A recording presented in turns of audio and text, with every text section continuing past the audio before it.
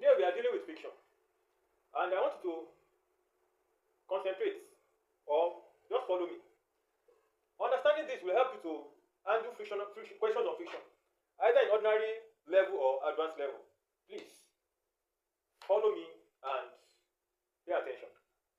Friction is common force all over the universe. Apart from gravitational force, I think friction is the next force that is next in commonality in the universe. It exists in engines, in machines, even in our bodies, our movement, everything. Many things depend on friction. So that is why, or that is the reason for the interest in studying friction. Now, when we are talking about friction, it always arises where two bodies are in contact. And when these bodies are in contact, there will be tendency of moving or movement of one surface against the other. How do I mean? If I have a plant like this, I have a box like this, and I want to move this box, that is where friction takes place. Before I go on with this, let's look at the common definition or explanation of friction. The resisting force opposing relative motion between two contacting surfaces. Relative motion, please take note of that. That is a kind of movement is about to take place, or there is intention of movement between the two surfaces. We can also describe it as force tangential to the surface. Tangential, you understand? Straight over the surface. Developed, tending to impede. That is, it is trying to stop the motion. Trying to impede relative motion. You can see relative. That is, the two of them are not moving in the same speed. That is where I can look at it now. That is why I say relative motion. That is, there is difference. Either one is static and the other is moving, or the two of them are moving, but one is moving with greater speed or move with greater distance.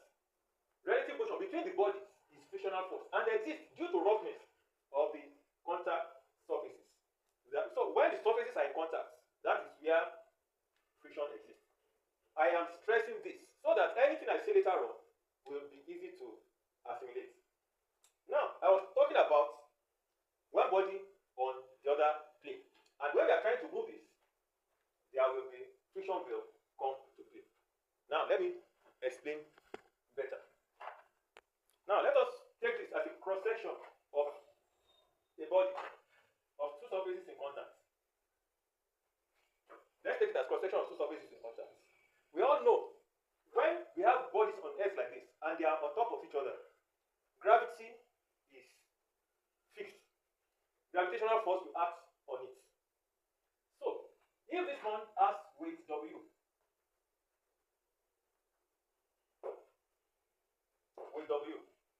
we expect to have a reaction, because to every action there is a reaction. We expect to have a reaction.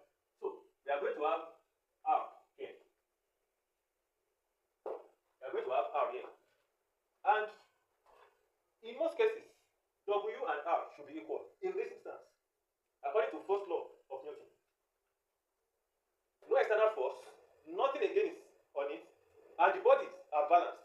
I know in mechanics, when we have bodies balanced like this, summation R, or summation F, sorry, total force is 0. Total moment is 0. So that's what's happening here. Now let me now try to move this body. This one, I want to slide it over this. I apply force P. When I apply force P,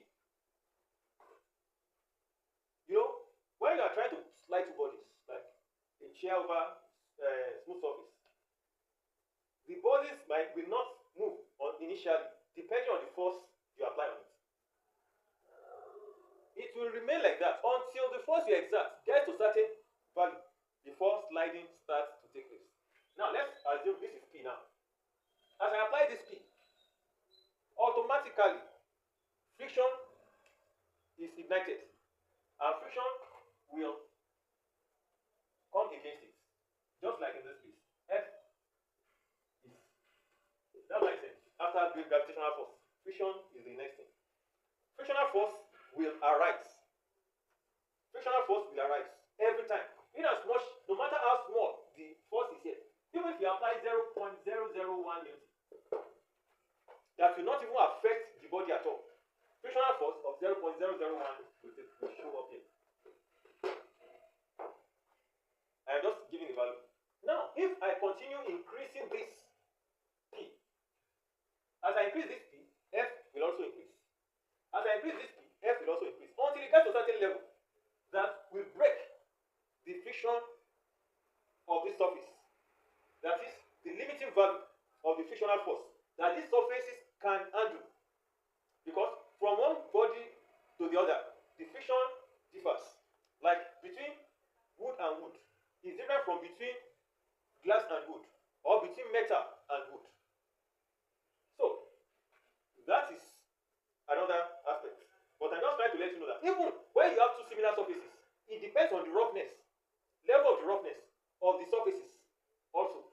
So if you have smooth surfaces here, and you have wood upon wood, and you have very rough surfaces, the one of very rough surface will require greater force to slide. That is, the frictional force on that one will be greater. Please take note.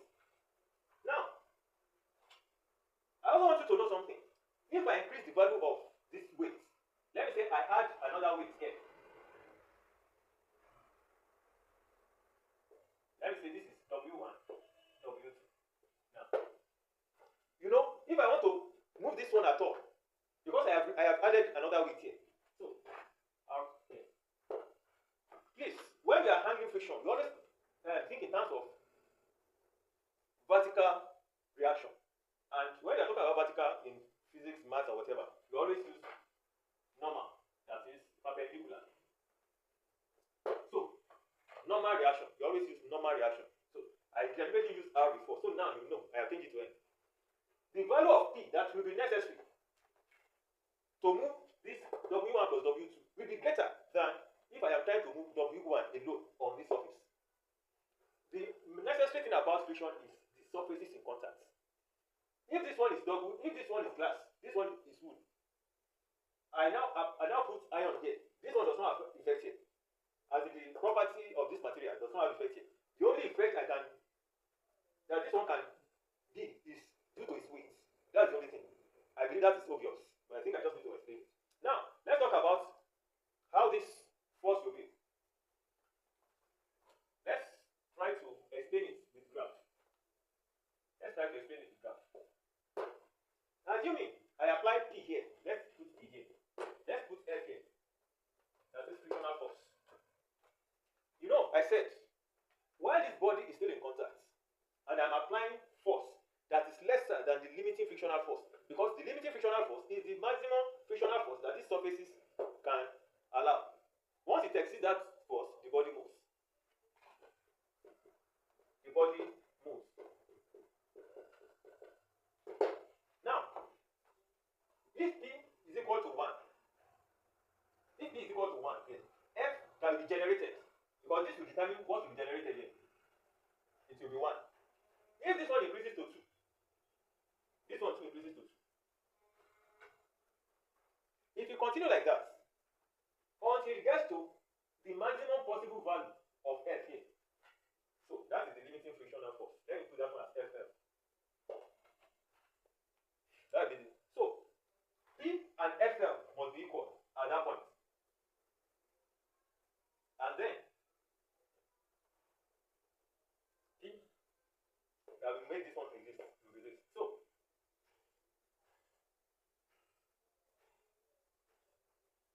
what does that mean? It means that the gradient of this graph here is 1, because at this point P and F are equal. After this point, throughout this point that the bodies are not moving, motion is not taking place. We refer to the friction here as static friction. Static friction.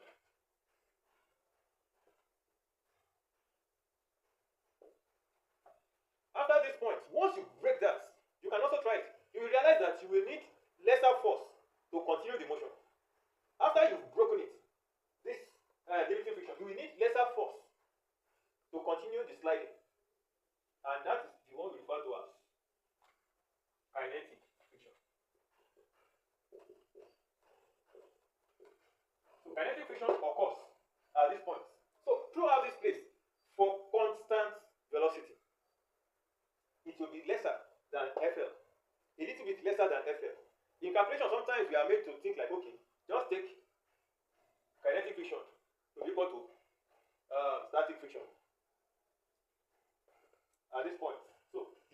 refer to. So the kinetic friction coefficient, sorry, I'll talk about the coefficient now. That's what I was trying to refer to. So throughout these points, F and P are equal. But after this point, the lesser P continues the motion. Anything that makes the P to be greater than kinetic frictional force, you know what happens? Acceleration will take place. Acceleration will take place. So note this. Please, I want you to understand this place very well. There is nothing mystical or mysterious about this. Note this place. That is, static friction can be from 0 to limiting friction. Static frictional force can be from 0 to the limiting frictional force. Kinetic friction is always like constant. So please take note. Kinetic friction is always like constant. So that when you are getting into the calculation, there won't be anything like, oh, this is not how it is, or it will be confusing. Get this point. If you have gotten this, you have no problem. Now, as I was saying here, if you get to a certain level and the body starts moving, there will be a value for P to cause that, and there will be the same opposing force of F to counter P. So at this point, P is equal to limiting frictional force. And I told you this is N. So for W now, which is equal to N at the same time, we have this ratio that is F. You know, this F and P, they will be equal in this instance over N, or I say P over W. Please take note. Is equal to mu, coefficient of friction between the two surfaces. So this is the common thing in studying of friction. Now, when between two surfaces, two same surfaces, mu is always equal. How do I mean? If P moves W, let's say P1 moves W1, and P2 moves W1 plus W2. W1 plus W2. What you will realize is that P1 over W1 is equal to P2 over W1 plus W2. Please, I want you to note the total sum of weight pushed by P2 is W1 plus W2, because I just placed W2 on top of W1. P1 could move W1 alone. That is the limiting friction. Please take note of that. If you can get all of this, our work is simple. Now, for you to understand the concept of friction very well, this surface, this side, ABC, let me put it here, from the body on top, let's say ABCD on the body down. In nanotechnology, they have discovered that it is not all the surface that is flat on top of this other one. That there are some small protrusion from the top and from the bottom, like this.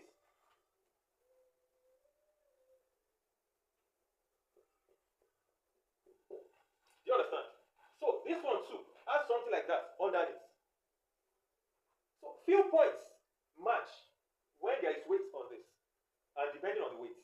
So few of these parts will tack together like welding. And not full welding, I just use that to explain. It will be like the two of them melt together, merge together. So the force you are applying here is to break that joint, that small, not so strong joint. You understand? That is what this force is going to do.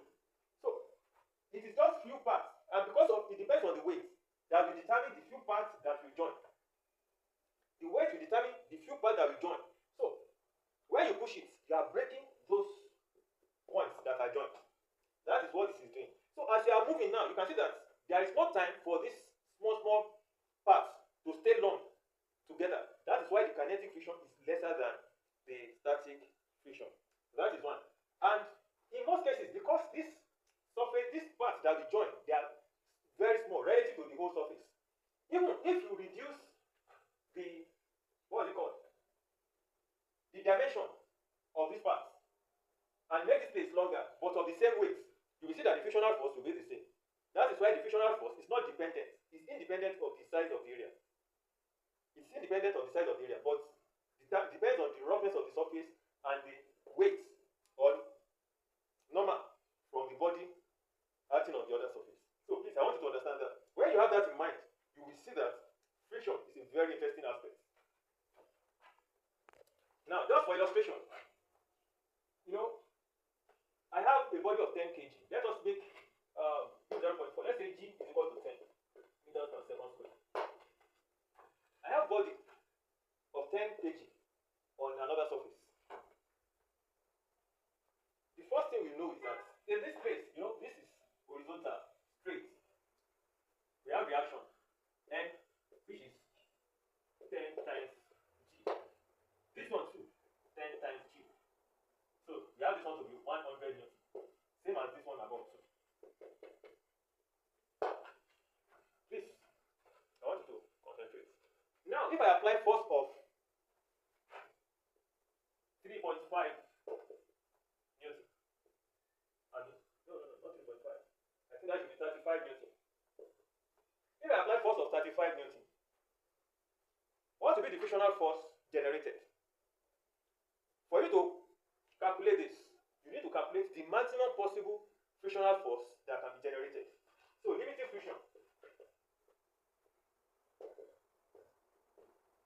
is equal to mu n, which is 0.4 times 100, 40 newton. Now, if I should push this body with 35 newton, automatically motion will not take place. It will still be static. It will still be static. So, since this one is not up to this, the total frictional force generated is 35 newton.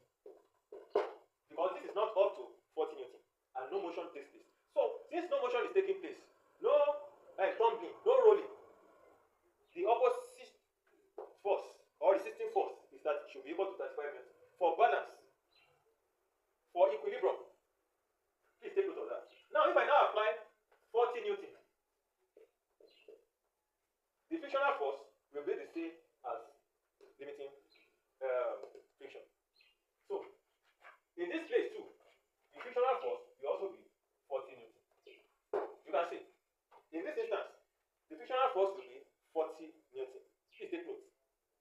Which means that the body can start moving, but not yet accelerating.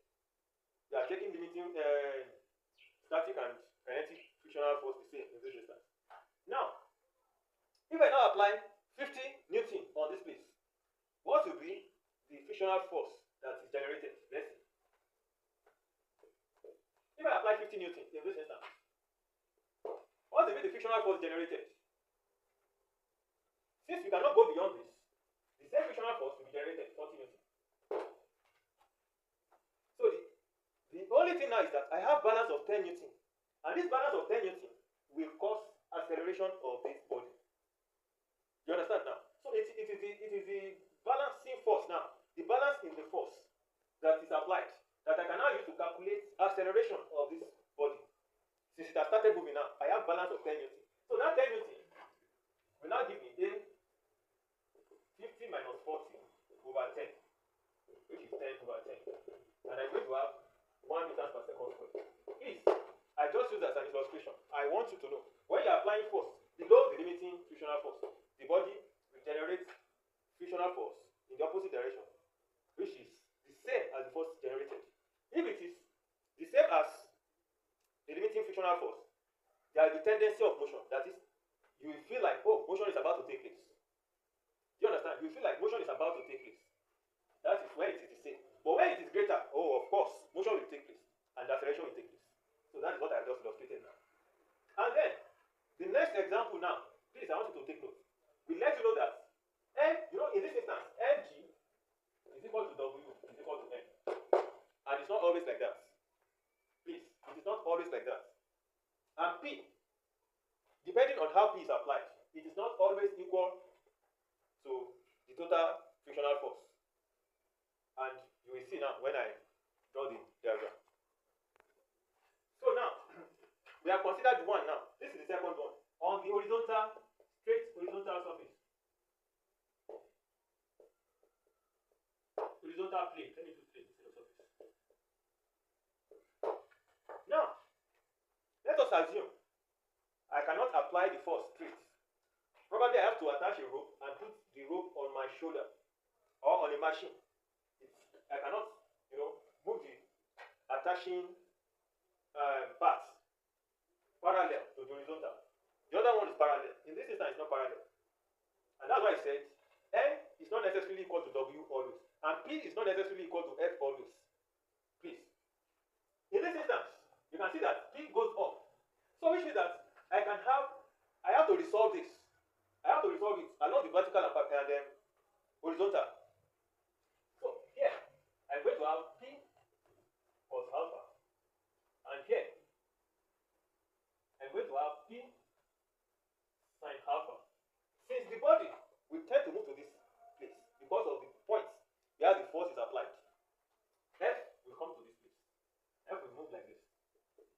Please, you can see. P goes here, F comes here. Take note, please. Take note. It's always in opposite direction. So, now,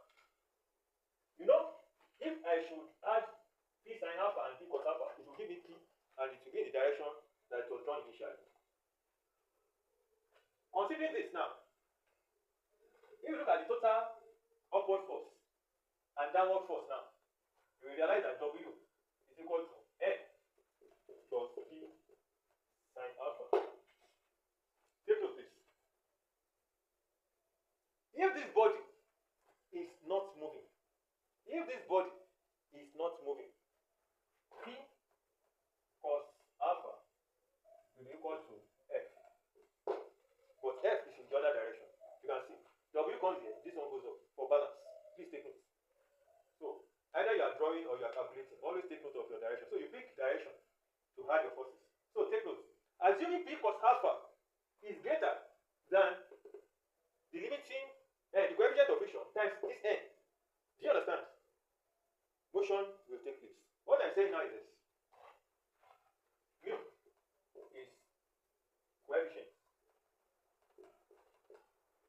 of friction. This is when it is not moving.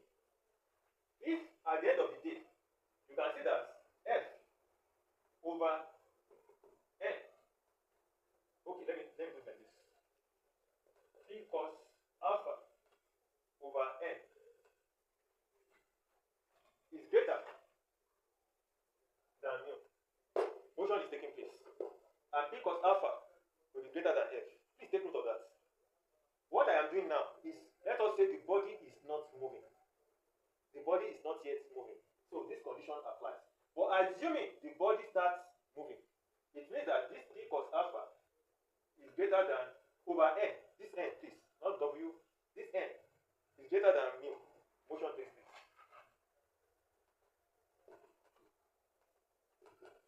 Motion takes place. So from here you can say you want to calculate acceleration or whatever. But once it is greater than this, motion takes place. But in this instance, when motion doesn't take place, that is, P cos alpha over N is lesser or equal to mu. So that is what this place is. I am trying to emphasize something. For all the ones I am showing now, P cos alpha over N is less than or equal to mu. I deliberately use P cos alpha because F might not be necessarily up to P cos alpha. So please take note of that. Take note of that. Now let's go to another one. Now for this, P is, pressed towards the ground. And automatically, you can see it's from this side. It is moving towards that side. F will come like this. It will resist this. It will resist. So, you can see that N varies depending on how P is applied. Look at the previous example. Look at the first example. When it is applied parallel to the horizontal like this, doesn't affect N. But when it is now inclined, it affects the value of N. And from there too, it will determine what the value of maximum frictional force to be generated can be. If I should press down like this, let me now resolve this P now. This is alpha in this instance, and it is coming towards down. Let me now resolve it. You know, it will be like this. P sine theta. And then P, okay, P sine alpha. I think it's alpha. P cos alpha. You can see now. So, N will be equal to P sine alpha plus W now. You know the other time it was W minus P sine alpha. So, N in this instance will be equal to, you can see, this one comes down, this one comes down. In this instance, you can see. So, P cos alpha is equal to N. As I stressed the other time, it is when no motion is taking place. That is how, when you can consider this. This one. This one remains the same, but in this place, that you will need to test. Does it exceed mu n? You understand? You know, F over n is equal to mu. So does P cos alpha exceed mu n? If it does, motion takes place. So for this, I believe we have done justice already. Anytime you come across any calculation on this, especially where the force is applied in an inclined way, just draw the diagram, and from there you'll be able to, you know, do some calculations to get what is necessary out, and from there you resolve it.